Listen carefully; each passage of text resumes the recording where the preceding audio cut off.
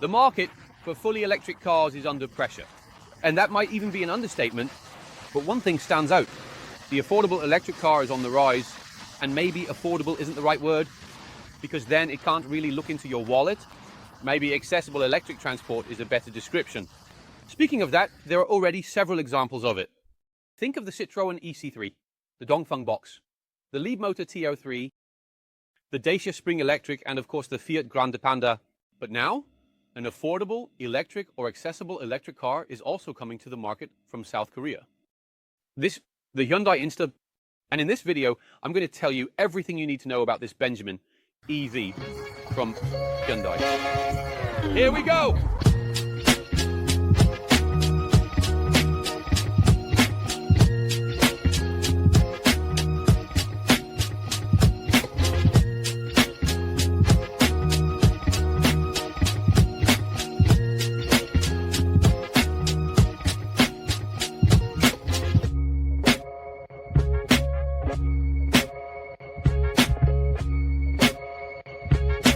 So this is the great new Hyundai INSTER, and why not this car?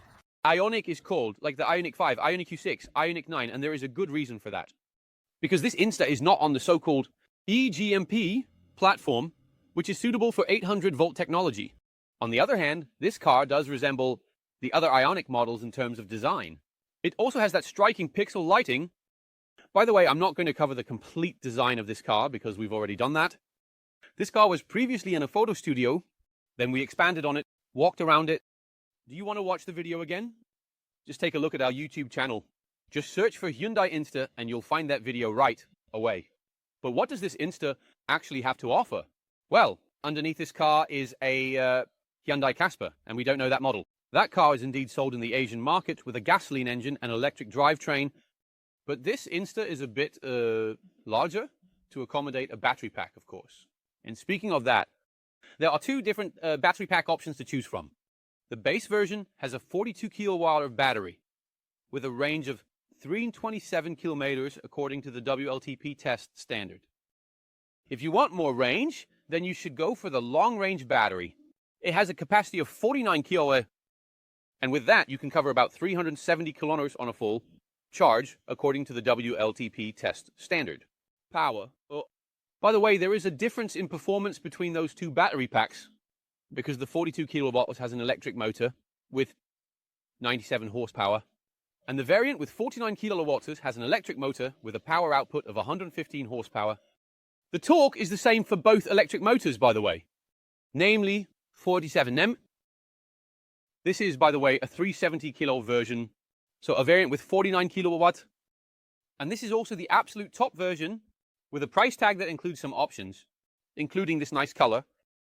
Then you're quickly talking about 33,000 euros. A lot of money, I'll buy choice.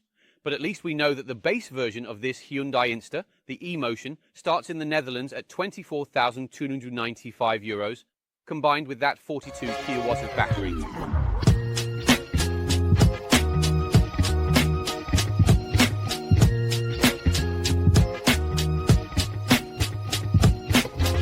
Charging is of course also important with a battery electric car. Know that the charging point for this INSTER is located at the front here. Look, this car is equipped with a 3-phase 11 kW standard onboard charger, and we are now also at a fast charging station. This car can also charge quickly, and it takes about 30 minutes to charge the battery from 10 to 80%. And this car can not only charge quickly at 80 kilowatts, but it also has a so-called vehicle to load function. And then you can connect devices here at the front with a special plug, and then you can power, for example, your e-bike or a toaster or a coffee machine or a vacuum cleaner in a remote location. And that's really great. By the way, this INSTER also has a full-fledged socket on the inside where you can charge devices as well. But this Hyundai INSTER doesn't have a frunk, a handy storage space under the hood. You can see the electric motor directly. Also important, what about the trunk space of this Hyundai INSTER? Now that we're at the back, the car also has those striking pixel lighting. Written out in full here, INSTER. It's really a cool thing to see. The trunk space is more than usable. Just over 200 litre standard. Just know that this back seat is adjustable starting from the second trim level, which is the Pulse. And with that, you can create extra luggage space or choose to The second row of seats can of course be pushed a bit further back so you have a bit more legroom. And this is nice. Here, the Hyundai has used those flexible nets. And you can also put an umbrella in there, for example. Hyundai has done that quite nicely. So the trunk space of this Hyundai INSTER is surprisingly spacious, but you can also sit excellently in the back, especially considering the size of this car. I'm 185 myself and I can fit in the back here. Excellent. Because just look at how much knee room I have, how much headroom I have. And also the angle of the back seat, it's really comfortable. Moreover, I can choose to create extra trunk space or just more legroom. So he has thought about that smartly. And speaking of that, here's another smart aspect of this car. Both front seats can be fully folded down. I see a little lever. Look, and that means, let's see if my shoes are a bit clean. They're clean. That you can just comfortably stretch out in the back of this INSTER with your shoes on. I already said this car is more spacious than you think. In fact, this car is an A-segment hatchback, but it might actually be more spacious than many B or C segment cars. B, A, or C segments.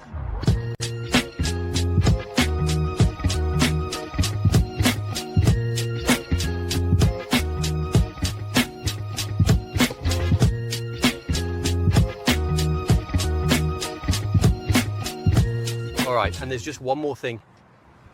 The interior at the front. I'd also like to show you, there you go, easy access. And what stands out right away, this car has a sort of sofa design. Front seats with two integrated cup holders in between. And here, you could also possibly secure your phone. And this car is also equipped with a handy armrest. If you don't want it, you can easily fold it back, like this. Just keep in mind that it does go towards, if there are people sitting in the back, towards the legroom of the people in the back. I really enjoy driving like this.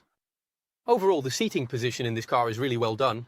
That's also thanks to the good adjustability of the steering column. You can bring the steering wheel nicely towards you. And the design of the dashboard, it does look quite similar to other IONIQ Q models overall. Think of the IONIQ 5, IONIQ 6. Well, one difference is, of course, the use of materials. It remains a more accessible electric car. And Hyundai has had to make some concessions for that. Among other things, in terms of material use. So the top layer of this dashboard is made of hard plastic. But Hyundai does take sustainability into account on the other hand. Because the fabric of this Pepita-like seat upholstery is made from recycled plastic bottles. And these elements in the door panels are also made from sustainable recycled plastics. What do you all think of the interior design of this car? I think it's really neat. Moreover, this car gives a really great sense of space. And what's really nice is that you have nice physical buttons. Not everything is hidden here in the infotainment system. I'll just turn it on. The car also comes to life beautifully. You also have nice 2 digital displays. But here you just have some shortcuts, map, navigation, radio, media setup, a conventional control unit for the climate control. You even have seat heating here. You even have a parking camera. Look. You can clearly see behind the car. It's really a complete car, and this element is smart too. Behind the steering column, you'll find the shift module, P, R, and D. And you'll also find this in the Hyundai IONIQ models. You can charge your phone here via a USB-C charging point, or through this 12-volt 180-watty. It also has a USB-A charging point, or you can place your phone here in this tray, wireless inductive charger. And as mentioned, this car also has a full-fledged power outlet here at the bottom of the dashboard, and what also stands out, so it doesn't have a center tunnel and saves a lot of space. For example, you can even just put your foot here.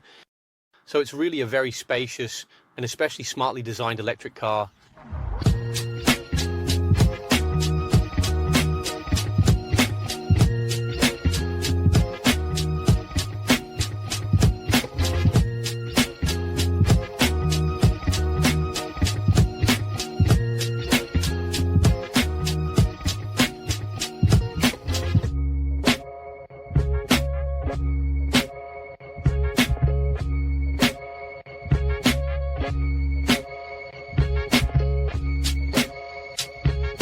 Alright, we are now late. We're going to see how spacious this car is and what powertrains the INSTER comes with. But there's one important aspect we haven't covered yet in this review of the Benjamin EV, And that is how this car actually drives. And now we're going to clarify that a bit more. The first impression of this Insta is above average good. It drives very maturely, and that's also because Hyundai hasn't cut corners on the hardware, and especially on the chassis of this Insta, it also has multi-link suspension components, for example. Well, and those are really things that you often only find on more expensive models. And because of that good hardware, this Hyundai Insta has a nice ride comfort. It handles short bumps well. And of course, you do hear some things from the chassis coming into the interior, but that mainly has to do with sound insulation. There, Hyundai has cut a bit here and there, but overall you really can't complain for a car with a starting price of around 24,000 euros. And that price is perhaps also one of the downsides of this Hyundai Insta, because if you want to spice this car up a bit, you'll always have to spend some extra money.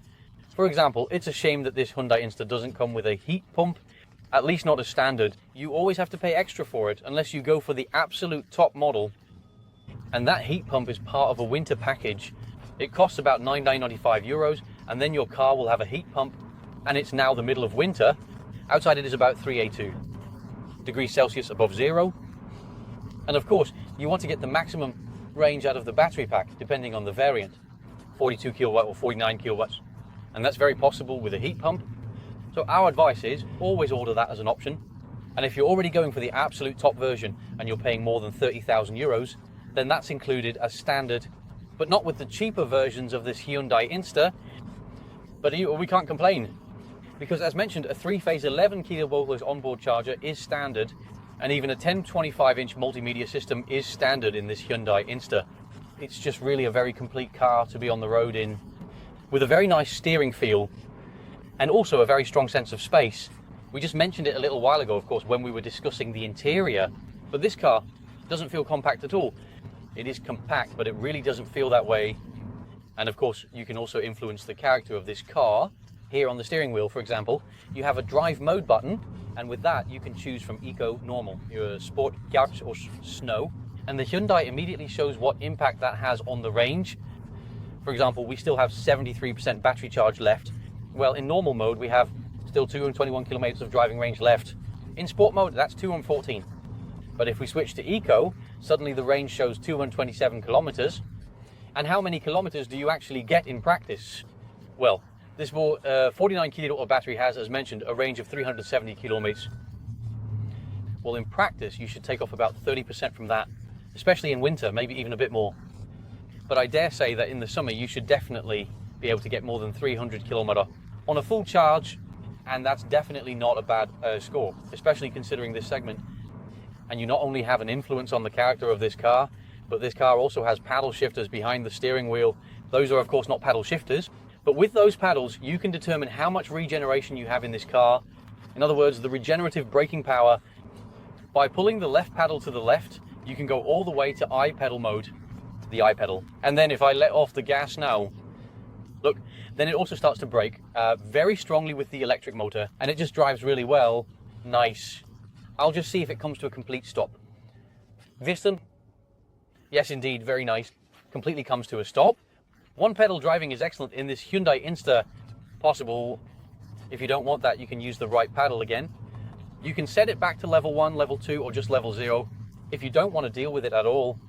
But it's there, and it's really nice that Hyundai gives you the choice whether you use it or not. So, in summary, the Hyundai Insta, I think it's a very welcome addition to the segment of more affordable electric cars. It's much more mature compared to a Dacia Spring.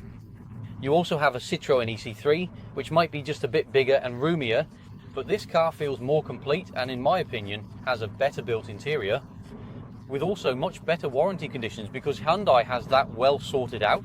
The only question is whether people are going to buy their Insta. The first hundreds of units have already been sold in the Netherlands, so that's a good start. But I also wonder how that will develop in the future, because especially for individuals, the SEP subsidy will be gone in 2025. You will have to start paying road tax, and depending on your own province, you can certainly do the math yourself. How much road tax that's going to cost you per month. But one thing is for sure, this Hyundai Insta is one of the most mature electric cars in its segment. I'm also very curious to know what you think of this new Hyundai Insta. So feel free to let me know in the comments below this video. Did you like this video? Then definitely give it a well-known thumbs up. And don't Don't forget to subscribe to our YouTube channel. For now, thank you very much for watching, and see you in the next video.